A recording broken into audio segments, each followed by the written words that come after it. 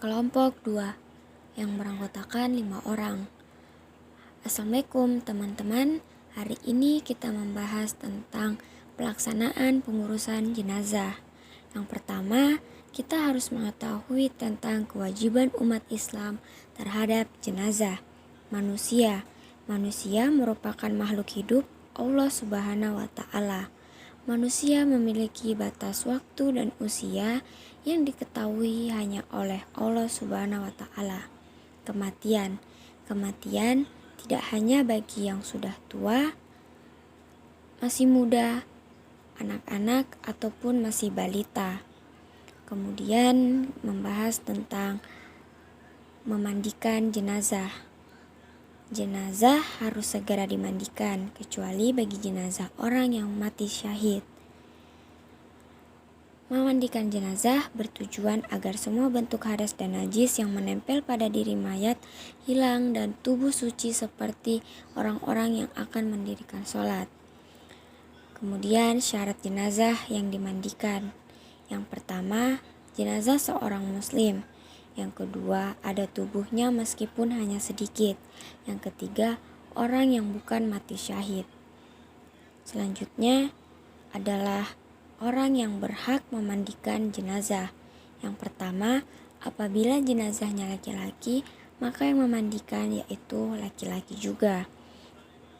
Ketika jenazahnya perempuan, maka yang memandikan yaitu perempuan juga. Adapun terkecualinya yaitu kecuali mahramnya. Yang kedua, apabila tidak ada suami atau istri mahramnya, maka jenazah hanya ditayamumkan. Yang ketiga, apabila orang yang berhak memandikan ada semua, yang paling diterutamakan yaitu keluarga terdekat. Kemudian peralatan yang harus disiapkan.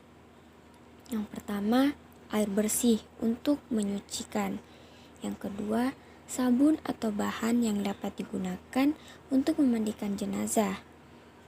Yang ketiga adalah ruang atau tempat untuk memandikan jenazah yang tertutup. Yang keempat yaitu handuk. Yang kelima yaitu kapas. Yang keenam yaitu kain kafan yang disesuaikan dengan jenis kelamin sesuai kebutuhannya. Untuk perempuan 5 kain dan laki-laki 3 kain. Yang ketujuh yaitu sarung tangan jika diperlukan. Kemudian tata cara pemandian jenazah. Yang pertama, jenazah dibaringkan di tempat yang sedikit lebih tinggi. Yang kedua farji dibersihkan sampai benar-benar bersih. Kemudian perut jenazah ditekan agar semua kotoran yang ada dalam tubuhnya bisa keluar. Kemudian jenazah diwudukan. Yang kelima, jenazah dimandikan dimulai dari anggota tubuh bagian kanan dari ujung kepala sampai kaki dan menggosokkan sabun secara perlahan. Memandikan jenazah disunahkan sebanyak 3 kali. Yang keenam, memandikan yang terakhir dianjurkan mencampurkan air dengan wewangian yang sudah disiapkan. Terakhir, setelah dimandikan, kemudian dikeringkan menggunakan handuk. Jenazah yang sudah dimandikan sehingga badannya bersih dan suci, maka selanjutnya dikafani. Kain yang disunahkan yaitu kain kafan yang berwarna putih dan sudah diberi wewangian. Namun jika tidak ada, boleh memakai kain apapun. Cara mengafaninya yaitu setiap helai kain dibentangkan dan ditaburi dengan kapur barus.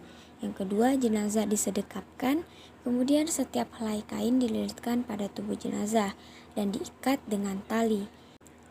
Adapun syaratnya yaitu orang yang memandikan jenazah diharamkan melihat aurat jenazah dan orang yang memandikan jenazah juga tidak boleh menceritakan aib jenazah.